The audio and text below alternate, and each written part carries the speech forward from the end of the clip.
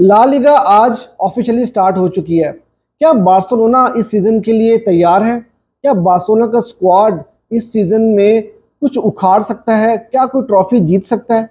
इसके ऊपर बात करेंगे। उसके अलावा डिटेल में जो बार्सिलोना का करंट स्क्वाड है, मैं बार्सिलोना के समर टारगेट्स की बात नहीं कर रहा, जो करंट स्क्वाड अभी अवेलेबल प्लेयर्स हैं उनके ऊपर बात करेंगे कि कौन से प्लेयर्स रजिस्टर हैं, कौन से प्लेयर्स इंजर्ड हैं और कौन से प्लेयर्स अवेलेबल हैं। उसके ऊपर तफसील से बात करेंगे।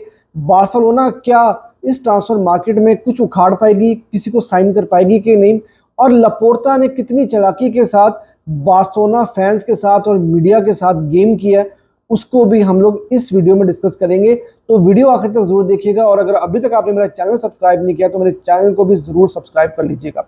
तो सबसे पहले हम लोग बार्सिलोना का जो करंट स्क्वाड है, जो 24 प्लेयर जिनको हम समझते हैं कि ये बारसा के अगले सीजन में अवेलेबल प्लेयर्स होंगे और जो हमने प्री सीजन में देखा, वो हम लोग सब उन प्लेयर्स को डिस्कस करेंगे। सबसे पहले हम लोग बात करते हैं डिफेंस की। पहले आते हैं कुंदे। ठीक है, मैं मानता हूं कि ये रेडी हैं। कुबारसी, अभी जब मैं ये वीडियो बना रहा था तो कुबारसी के बारे में न्यूज आ रही है कि बारसा ने उनको रजिस्टर कर लिया, which is a very good sign. उसके बाद एरिक गार्सिया रेडी नहीं है। क्रिस्टनसन रेडी हैं, लेकिन आपको पता है कि उनका प्री सीजन भी इतना अच्छा नहीं गया और मोनाको के अगेंस्ट उनकी परफॉर्मेंस भी आपने देख ली। बल्दे रेडी हैं। इंगिनो मार्टिनेस अभी तक रजिस्टर नहीं हुए। अरोहो, आप जानते हैं कि अरोहो वो भी इंजर्ड हैं और वो तकरीबन नवंबर दिसंबर से पहले आपको ज्वाइन नहीं करने वाले। लॉन्गले, इनके बारे में न्यूज़ आ रही है कि एटलेटिको डी मैड्रिड इनको लोन के ऊपर साइन करने जा रही है, तो मतलब आप इनको तो स्क्वाड का हिस्सा समझो ही ना। तो अभी जो मैंने आपको डिफेंसिव प्लेयर्स बताए हैं उसमें से टेक्निकली अगर बात की जाए तो सिर्फ 3 प्लेयर्स अवेलेबल हैं सैटरडे की गेम के लिए जो वलेंसिया के अगेंस्ट बार्सिलोना ने खेलनी है। आपकी पूरी डिफेंस में टेक्निकली सिर्फ 3 प्लेयर्स अवेलेबल हैं, मतलब अगर कोबार्सी को डाल लो तो 4 प्लेयर्स अवेलेबल हैं। अब हम बात करते हैं मिडफील्ड की। डी योंग इंजर्ड, और डी योंग की कहानी भाई समझ में से बाहर है बिल्कुल कि वो बारसा को कोई रिस्पांस नहीं दे रहे। सैलरी उनकी 34 मिलियन के करीब होने को है इस पूरे सीजन में। और उसके बाद भाई आपको नहीं पता कि 2026 में जब इनका कॉन्ट्रैक्ट एक्सपायर होगा तो ये चलते बनेंगे फ्री के अंदर। ठीक है, तो बार्सिलोना जो है वो पता नहीं किस तरह से इनके साथ डील कर रही है, मुझे समझ में नहीं आ रहा। और सबसे बड़ी बात ये कि इनकी इंजरी जो है, जितनी टाइम पीरियड में इनको रिकवर करना था उससे डबल टाइम पीरियड हो चुका है और अभी भी नहीं पता कि इनकी वापसी कब होने वाली है। तो डीजोंग तो इंजर्ड है, अवेलेबल नहीं है। गावी अभी तक रेडी नहीं है। पेड्री अभी तक रेडी नहीं है, उन्होंने ट्रेनिंग स्टार्ट कर दी है लेकिन कब वापसी है पता नहीं। गुंडगन, एक उनको भी डिस्कम्फर्ट है और ट्रेनिंग वो कर रहे हैं, पता नहीं वो अवेलेबल होंगे कि नहीं होंगे। बर्नाल अवेलेबल है लेकिन रिस्क है, आपको पता है कि यंग प्लेयर हैं और अभी हमने मोनाको के अगेंस्ट भी देखा। कसाडो वो भी रिस्की हैं। उसके बाद पैब्लो टोरे रेडी हैं। ओल्मो अभी तक रजिस्टर नहीं हुए। तो सिर्फ रिलायबल टेक्निकली अगर देखा जाए तो सिर्फ 2 प्लेयर्स अवेलेबल हैं आपके पास, सिर्फ 2 प्लेयर्स। उसके बाद भाई हम बात कर लेते हैं अटैकिंग प्लेयर्स की। Lamine Yamal available ready. Raphinha available ready. Lewandowski available ready. Ferran Torres available ready. Pau Victor ready. Ansu Fati injured और विटर रुके जिनके बारे में कहा जा रहा है कि उनको सेल कर दिया जाएगा। तो टोटल मैंने आपको तकरीबन 24 प्लेयर्स के बारे में पूरी डिटेल बताई है और 24 में से 12 प्लेयर्स वलेंसिया के अगेंस्ट अवेलेबल होंगे, जिसमें से टेक्निकली आपको 11 प्लेयर्स को खिलाना है और एक प्लेयर आपके पास बाहर बैठा होगा। अब आप किस तरह से मैनेज करोगे मुझे समझ में नहीं आ रहा। तो आप ये देखो कि अभी तक आपका बोर्ड, लपोर्ता, डेको, उन्होंने कुछ भी नहीं किया। आपने एक ओल्मो की साइनिंग किया और अभी तक आप उसको रजिस्टर नहीं कर पाए। अब यार मैं आपको ये बताता चलूं कि लपोर्ता ने कितनी चालाकी के साथ जो है वो पूरी चीज़ों को मैनिपुलेट किया है और हम लोग पता नहीं क्या कुछ सोचते रहे और हम ख्वाब देखते रहे कि अगला सीजन जो है बड़ा अच्छा होने वाला है। हम लोग जो है वो हर ट्रॉफी के लिए जो है वो जा रहे हैं और हर ट्रॉफी के लिए हम लोग फाइट करेंगे। देखो यार, पहली चीज़ तो मैं आपको ये बताता चलूँ कि जो रिपोर्ट्स आती हैं, जो जितनी भी खबरें आ रही होती हैं, उस चीज़ से तो ये चीज़ पता लग गई, चाहे निको विलियम का केस उठाकर देख लो, चाहे बार्सिलोना से रिलेटेड जितनी खबरें आई हैं इस पूरी ट्रांसफर मार्केट में कि जी हम 1:1 के ऊपर आ गए। इवन के फैब्रिज़ियो रोमानो तक ने ये दोनों खबरें दी थी। और अब ये खबर आ रही है कि बार्सिलोना 1:1 तक वो को नहीं अचीव कर पाएगा 31 अगस्त तक।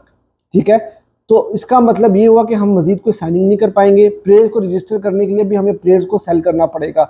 और अब मैं वही बात करने लगा हूँ कि लपोर्ता ने कितनी चालाकी के साथ मीडिया का यूज़ किया। उन्होंने ये खबर फैलाई कि बार्सिलोना 1:1 तक जो है वो पहुंच चुकी है और बार्सिलोना जो है अब किसी भी प्लेयर को साइन करने के लिए रेडी है और ये है तो वो है।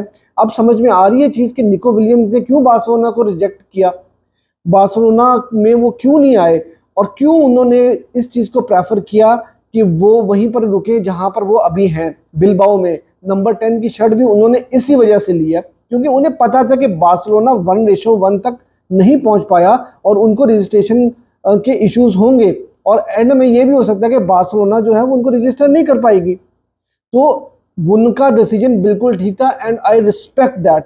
मैंने बहुत कुछ कहा कि यार उनको जो है फौरन हाँ या ना करनी चाहिए थी, ये करना चाहिए था, वो करना चाहिए था, लेकिन ऑब्वियसली वो बंदा भी बैठा हुआ सोच रहा होगा कि यार बार्सिलोना ने कोई टाइमलाइन दी होगी कि हम तब अब जो है वो अचीव कर लेंगे 1:1 और हम आपको रजिस्टर कर लेंगे, लेकिन कुछ नहीं हुआ और वो बंदा आराम से फोन से बिलबाओ में ही बैठ गया। विच इज़ आई थिंक अगर मैं भी वहां पर होता तो मैंने भी यही करना था। तो इसका मतलब है कि आपका बोर्ड जो है ना वो सोया हुआ है और आपके बोर्ड ने कोई भी काम नहीं किया। अब बात कर लेते हैं नाइकी की डील की। पिछले 2 महीने से 3 महीने से जो है वो चीज़ें आ रही थी कि जी नाइकी की डील साइन हो जाएगी, वर्ल्ड के सबसे बेस्ट डील बार्सिलोना साइन करेगा। और मैंने भी आपको ये खबरें दी थी, मैंने 1:1 की खबर भी दी थी, लेकिन देखो यार मैं वही न्यूज़ आपको दूंगा जो मीडिया के ऊपर आ रही होती हैं और मीडिया के जो टॉप रिलायबल सोर्सेज जो खबर दे रहे होते हैं मैंने आपके साथ वही शेयर करनी होती हैं। अब खबर ये आ रही है कि बारसा 31 अगस्त से पहले जो है वो 1:1 तक आना बारसा का नामुमकिन है और नाइकी की डील अभी तक हमने साइन नहीं की। और मैं जब ये न्यूज़ दे रहा था 1:1 की कि बारसा ने अचीव कर लिया तो मेरे जहन में ये चीज़ आई थी कि यार बारसा ने नाइकी की डील तो अभी तक अनाउंस नहीं की तो कैसे 1:1 पे आ गए। मेरे माइंड में ये चीज़ क्लिक की थी, लेकिन मैंने सोचा कि यार ठीक है अब सारे लोग न्यूज़ दे रहे हैं तो कुछ ना कुछ तो हुआ होगा। लेकिन अब खबर ये आ रही है कि नाइकी वालों ने के साथ अभी तक बारसा की कोई डील नहीं हुई। और मैं आपको ये भी बता दूं कि नाइकी ने बड़ी स्मार्टली प्ले किया बारसा के साथ। देखो वो डिले करते जा रहे हैं और बार्सिलोना चाह रही थी कि बारसा को बड़ा ज़बरदस्त किस्म का पैकेज मिलेगा वहां से और बार्सिलोना जो है वो बड़ा कुछ अचीव कर लेगी। लेकिन उन्होंने इतना डिले कर दिया है कि पीछे 15 दिन बड़े मुश्किल से बचे हैं ट्रांसफर मार्केट के अंदर। वो डिले करते जाएंगे और at the end of the day अगर बारसा को कुछ अचीव करना है इस ट्रांसफर मार्केट में तो बारसा को उनकी टर्म्स के ऊपर जो है वो मानना पड़ेगा। और जो बारसा एक्सपेक्ट करी थी 120 मिलियन की डील, 100 मिलियन साइनिंग बोनस और ये वो, भाई वो कुछ नहीं मिलने वाला, कुछ नहीं मिलने वाला आपको। सब आपके साथ खेल रहे हैं इस वक्त और लपोर्ता अपनी फैन बेस के साथ खेल रहे हैं इस टाइम के ऊपर। इसके ऊपर एक और आपको खबर ये देता चलूं, बारसा स्टूडियो की जो कहानी चल रही थी वहां पर भी हमारे साथ खेला गया है। वो कहा जा रहा था 40 मिलियन बार्सिलोना को रिसीव हो चुका है, भाई as per reports 30 million Barca को रिसीव हुआ है, जिसकी वजह से 40 मिलियन की अमाउंट को रीच करने के लिए बारसा ने जूलियन अरोहो को जल्दबाजी में 10 मिलियन में सेल किया है। तो ये सब कुछ चल रहा है भाई हमारे साथ। तो मुझे नहीं लगता कि हम लोग जो है अगले सीजन में कुछ उखाड़ पाएंगे, क्योंकि जब तक आप कोई एक अच्छा स्क्वाड नहीं दोगे कोच को, वो भाई क्या करेगा। आपको मैंने बता दिया 24 में से 12 प्लेयर आपके पास अवेलेबल हैं, 11 उसमें से खेलेंगे, किस तरह से आप मैनेज करोगे मुझे तो समझ में नहीं आ रहा।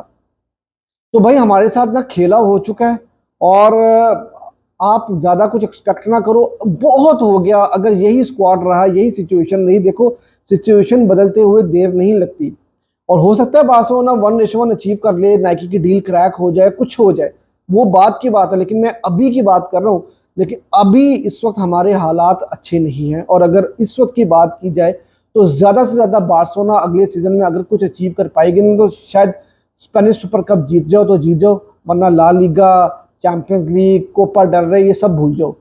आप ये देखो कि रियल मैड्रिड ने अपनी पहली ट्रॉफी जीत ली है और एटलेटिको डी मैड्रिड ने अपना बेहतरीन सा स्क्वाड बना लिया और हम लोगों को अभी तक ये समझ नहीं आ रही कि हमने एक ही साइनिंग किया ओल्मो, उसको रजिस्टर कैसे करना है और हमने जो है किस तरह से जो है अगले सीजन को निकालना है, मुझे तो कुछ समझ में नहीं आ रहा।